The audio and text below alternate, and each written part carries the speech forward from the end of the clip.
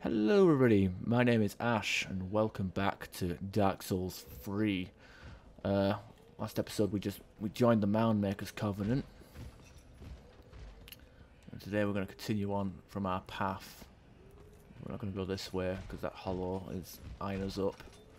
We're going to go this way.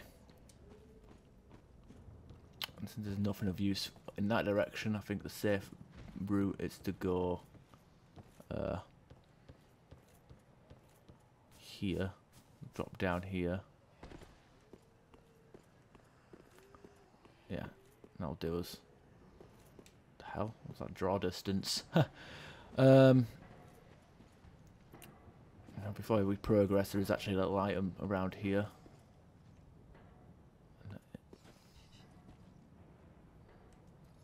Also, him that likes to oogie boogie his way into our existence.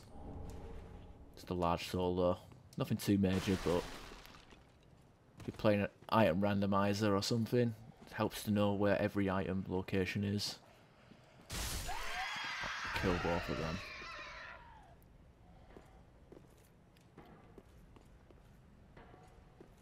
Now we've got another one of them large people that we saw near that burning tree.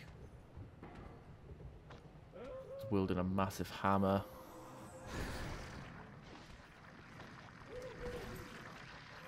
It throws a what looks like a swarm of bees.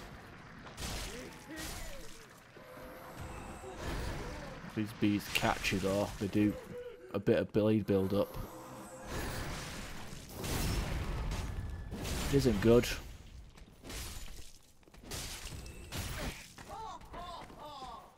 Oh shit, that's a dog. I don't like the fact that dogs like survive just barely.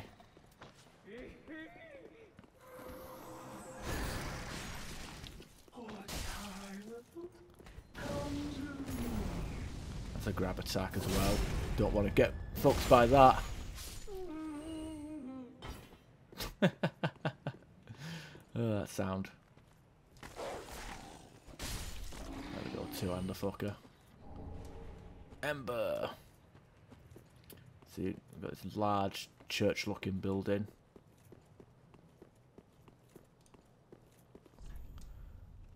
Great curse-ridden tree ahead. That's a developer message, by the way. But the door opens on the other side, which isn't good at all. Really not isn't good.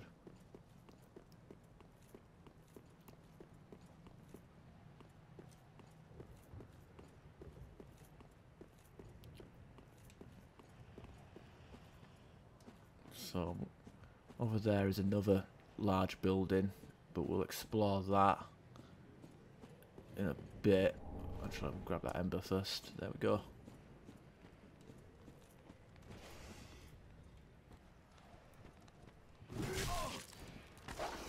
Yeah, I knew it. The dog immediately attacks as soon as I got my back towards it.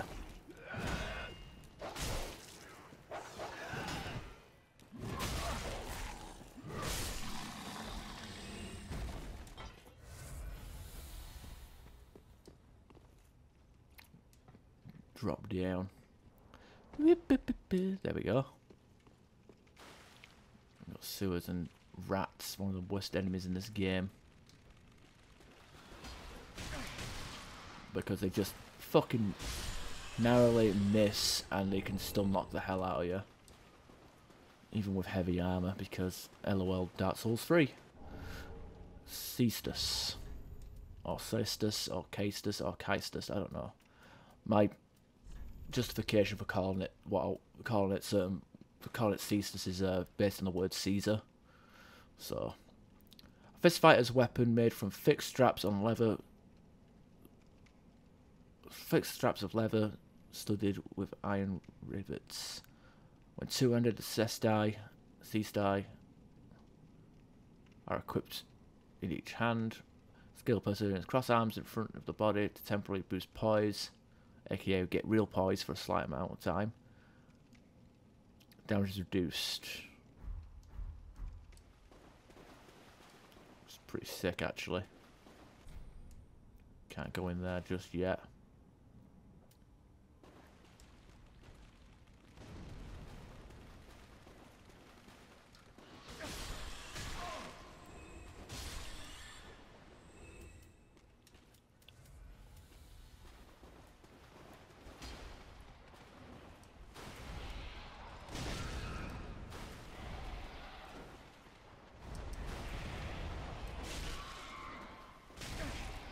Wow.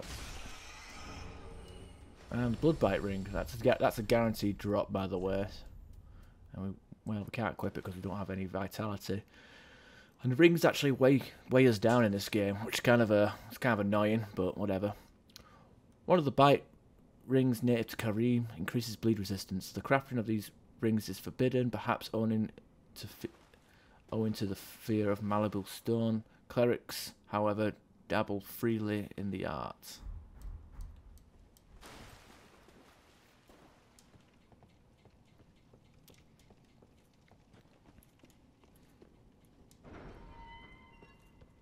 Oh, there is a crystal lizard up there.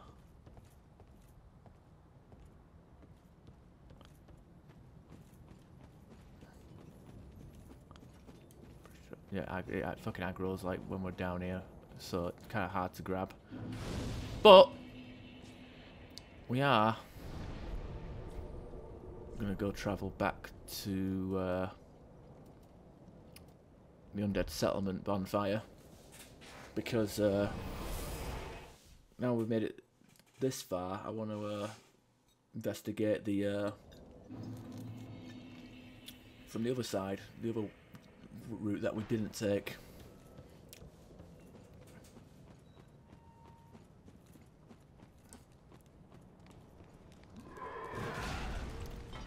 I didn't even block.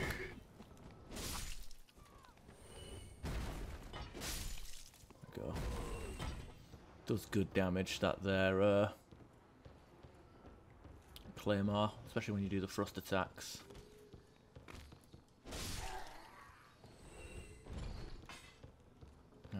Nice little trick I like to use. Well, it's not really a trick, it's more of a tactical thing. Wow, they didn't get damaged. Well, so much for that tactical thing. Usually all three of them get nuked.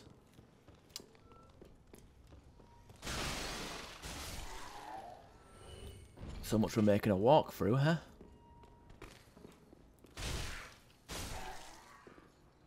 You rocking the blow dart? What the fuck?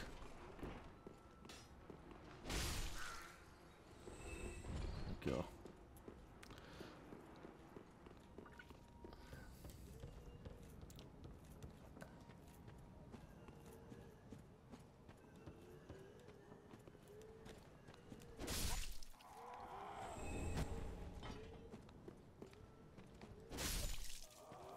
It is open, we can actually get these. There we are. Very good. Back here is an item. Just some souls, but the more we can get, the better, right?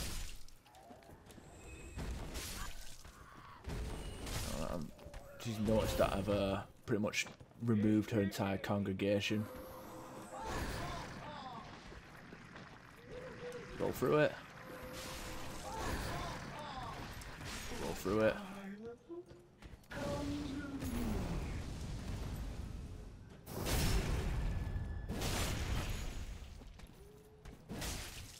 It's actually hard to do a wake up attack because sometimes like the act of walking actually causes you to causes her to stagger and damage you.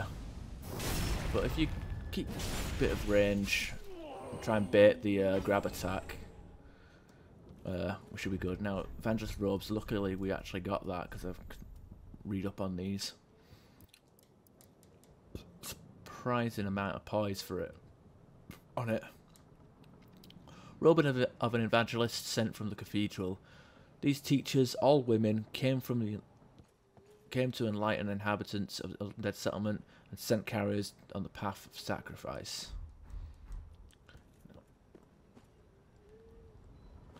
And some like to say that, and I guess I kind of agree with it, but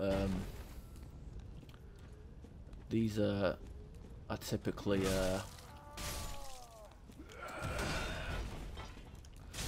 the evangelist is like a spiritual successor to the fat ministers from Demon Souls. Ember. And notice that this item here is a lot brighter than the one we just picked up. It's hard to tell because of the fire. but this is an Estus shard. No, it's like item pickups on that from corpses.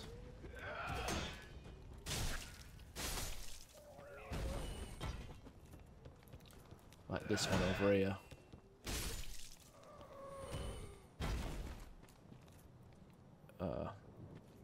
Tend to be pretty small, but like the big ones, like the upgrades or the unique weapons, they usually have a brighter light on them. Alright, enemies over there, but we don't need to kill them here because there's no items over there, so might as well go in this way.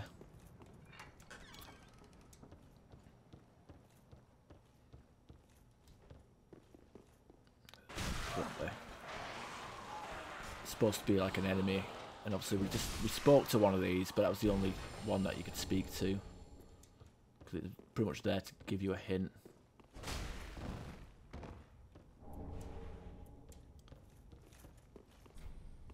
What doesn't open inside? Well, luckily for us, there is a hole in the ceiling. And there we go, the Warrior Sunlight. And some Estus soup to recover from that fall damage. So, okay, that Covenant item. Pledge oneself to the Warrior of Sunlight Covenant. An ancient talisman depicting a holy symbol bestowed upon the Warriors of Sunlight. Equip to pledge oneself to the Warrior of Sunlight.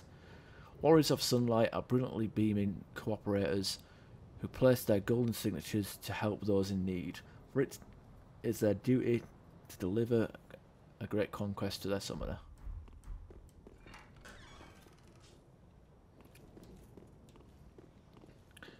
Strange it doesn't mention anything about the firstborn. Now, something like, if you're not too sure which ones aggro on you, I mean, they look a bit different in coloration, but you can obviously like hit the lock on and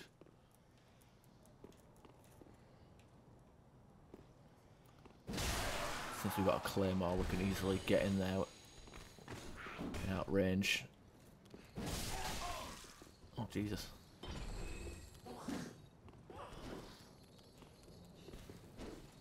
Look at him baiting me.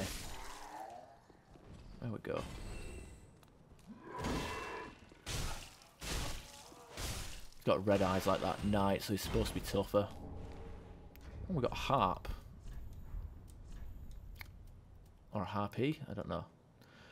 The large sickle-shaped body used for severing corpses is a worker's tool of the undead settlement. Sharp edge is on the inside of the weapon. It's designed itself for cutting and pulling, thus allowed for good damage against shielded foes. And we have a quick step as well. So I'm guessing you can do a bit of shield penetration with that if done properly.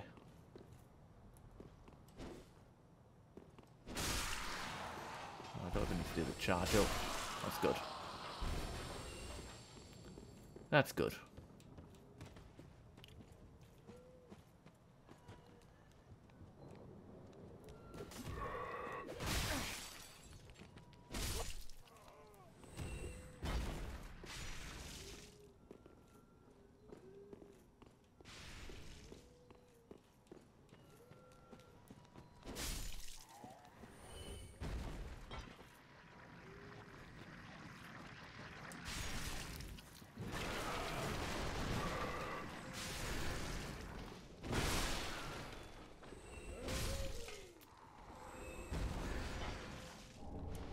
Whip. Is it safe to read whip?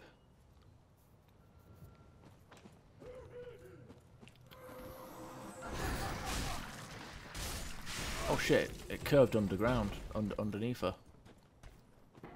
Not good. We have to go around here. There's a little item down here. Titanite shard. There's another item up here that we also missed. I always forget about it. What is it? No, it's not behind here. Where is it? It's back here. Behind all the wooden planks and pots. Soul of an unknown traveller, what the fuck. I didn't read that properly, I skipped it, but it's soul. It's a soul.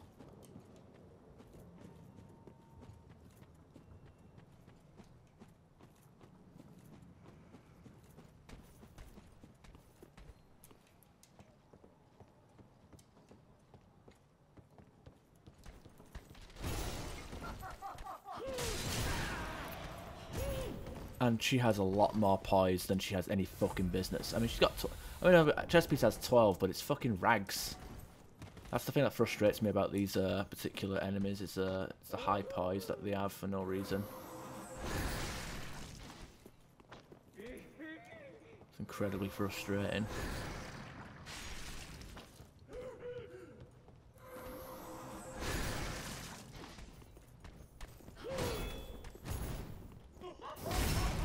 She does have both her mace and her spells do bleed damage, so best want to watch out for that.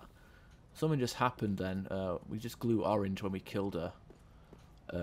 What happened then was every so often when you get a certain number of kills or something, or it might happen at random, you actually get an Estus flashback. So it's been a long journey. Pretty good win there.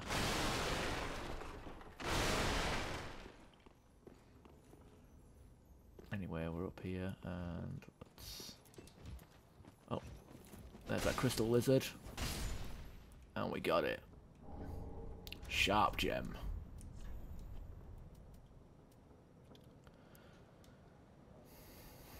Forged a unique curved sword of Carthus. Swordsmen can appreciate a sharp weapon, for they scale effectively with dexterity.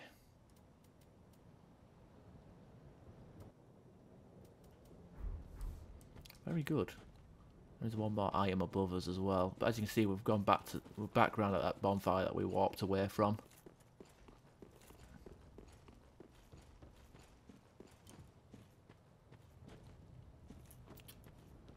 We can go and grab this here item. Ooh, rusted coin.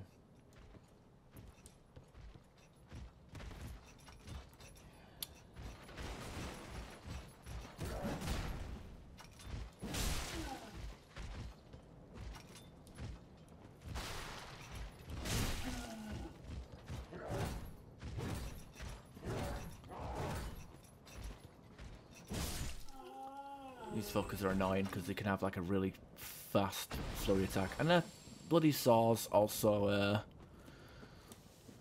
cause bleed damage. There's a lot of bleed build up in this area. Not a lot. It's only a handful of enemies, but for an early area, it can be a bit frustrating.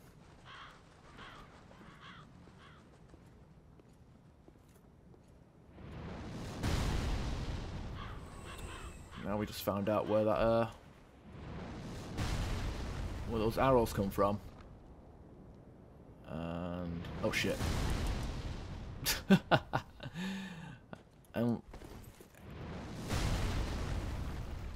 that giant that was shooting the great bows that we saw last episode is basically pancaking this area.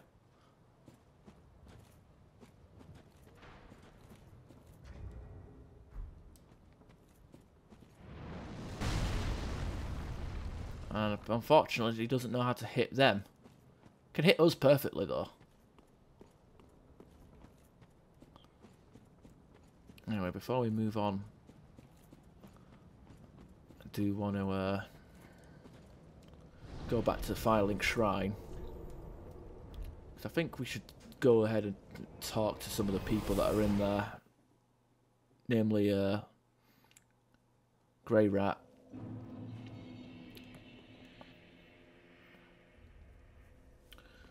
Now he's returned, so what's he got to say? Ooh, yet to give in, eh? Good. The Firekeeper must be twitching with delight. But what do you really know about these Lords of Cinder? These supposed legends? Let's take Aldrich, for one. A right and proper cleric. Only he developed a habit of devouring men. He ate so many that he bloated like a drowned pig, then softened into sludge.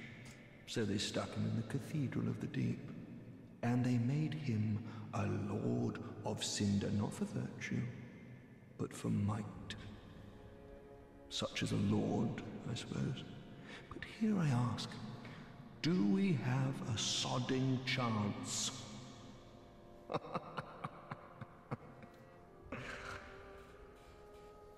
At the foot of Lothric Castle, an old path still runs below the tower in the undead settlement. It was used to transport sacrifices to the Cathedral of the Deep. You should see where it leads, if you've the stones for it. At the foot of it, So yeah, that big tower that we got. So basically, it's just telling us where to go. Like that large tower that had the great bow guy shooting down at us. That's where he told us to go towards, so we can get to the cathedral. Get to the Cathedral of the Deep. Speak thine. Not yet. Now we've got Grey Rat over here. Let's turn in his quest. Oh, hello, you're back. And in one piece. Well, now it's time I do my part. Whatever trinket you need, speak up. Just don't ask me where I got them. Okay, and he sells like general stuff like spears, long bastard sword. I think this might be the only place you can get a bastard sword, but I'm not 100% on that either. Hard leather set, which I'd like the look of.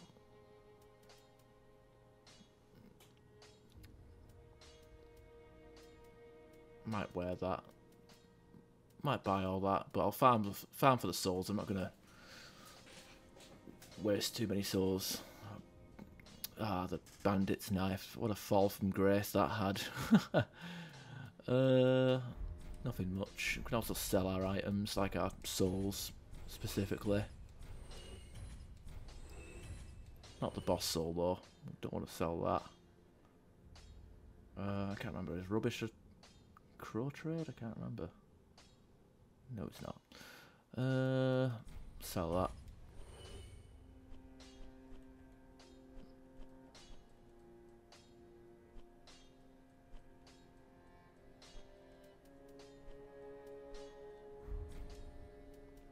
Do me a favor and don't forget our promise.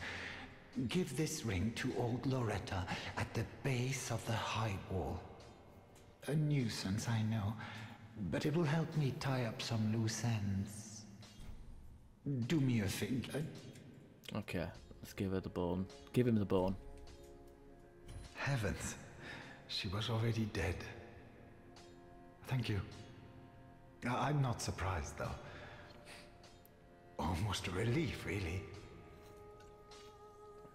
You can keep the ring as, well, a little trinket of thanks, I suppose.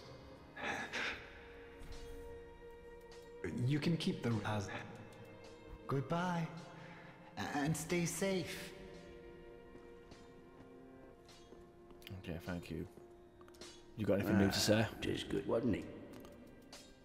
Oh, we got to reinforce our flask as well. There are two ways of smithing. Pretty be careful, I don't want. Wow, what happened to the... Oh, where you off to? Alright, let's talk to you. Ah, there you are, unkindled one.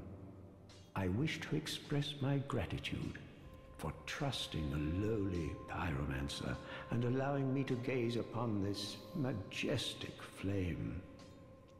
As promised, I will impart pyromancies to you. But first, you'll need a flame of your own. Careful you don't burn yourself with it. You can teach us basic pyromancies. Elementary pyromancy that is often the first learned holds a fireball. To use pyromancy's equipment, pyromancy flame, blah blah blah. Pyromancy of Cornyx of the Great Swamp emits a constant stream of fire. Cornyx is a venerable pyromancer of an older mould, said to have restored a number of spells lost to the past, amongst which this is the most well known. Combustion, a very powerful yet simple spell to use. Pyromancy is two at once, no fear and longing.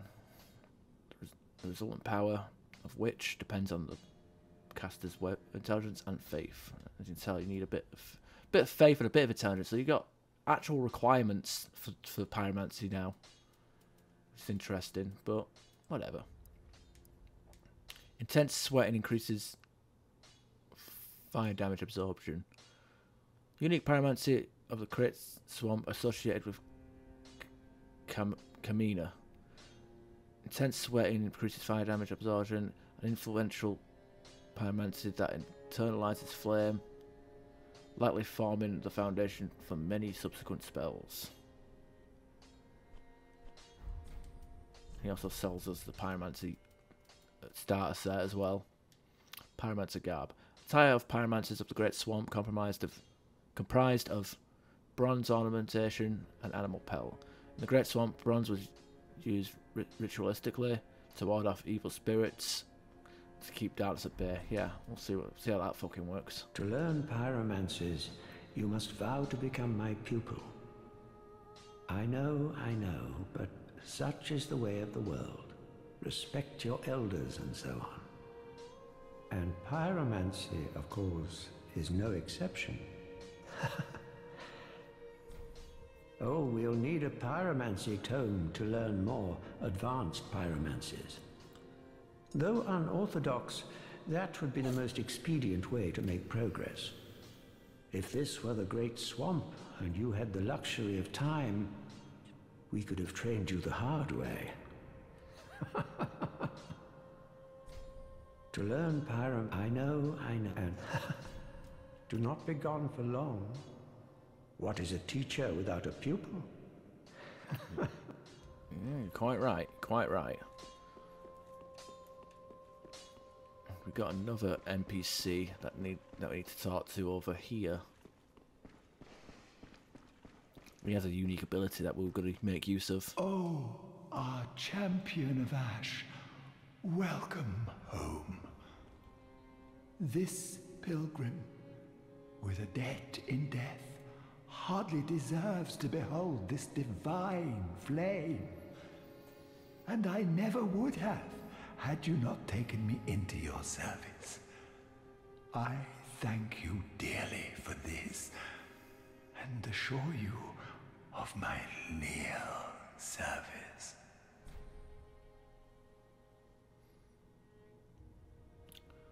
As I have said, I was once a sorcerer.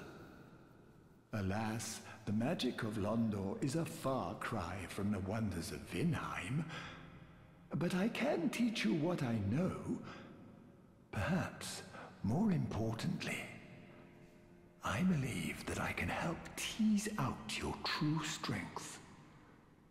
We pilgrims of Londor are keenly aware that those branded by the dark sign possess something quite special. Ooh, beckon. As I have said, alas, but Okay, so he also sells us his sorceries, which are very basic. Heavy soul arrow, elementary yet practical sorcery from long ago. Fires a heavy soul arrow, offers greater power but slower casting time, entailing a vulnerability that makes this sorcery trickier to handle.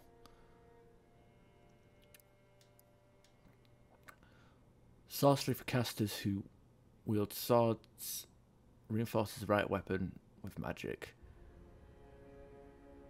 The power of sorcerer, swordsman of Vinheim, is predicated from. Okay, the power of the sorcerer swordsman of Vinheim is predicated upon this and magic shield. Many warriors learn sorcery just for this enchantment. Yeah, but the problem is you switch your hand. You can't have both of these at the same time, honestly, because the way the game works. Sorcery for casters who wield magic swords reinforces left shield with magic. Shields augmented by magic have a higher stability and damage absorption. Even the smallest of shields can be toughened considerably by this spell. Tempting. Then shall we begin? Bearer of the dark sign, let your true strength shine.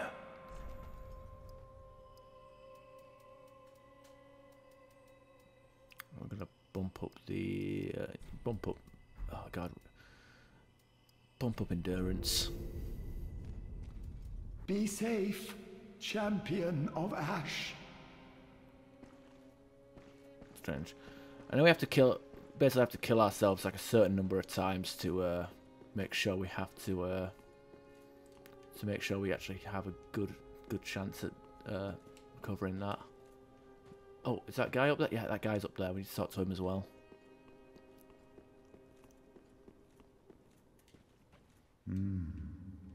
Unkindled, are we? And fast on the trail of the Lords absconded? Then these red eyes are for you. Use them to pillage embers and briefly heighten your strength for your duty. What else are unkindled ashes good for? Pillage embers for briefly heightened strength for your duty. What else are unkindled ashes? Alright, alright.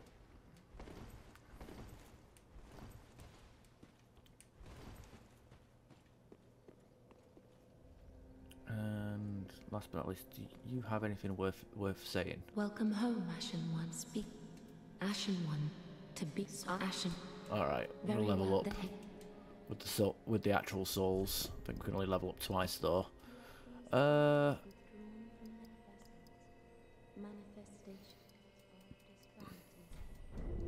we go. That'll do us. Farewell, Ash Maiden.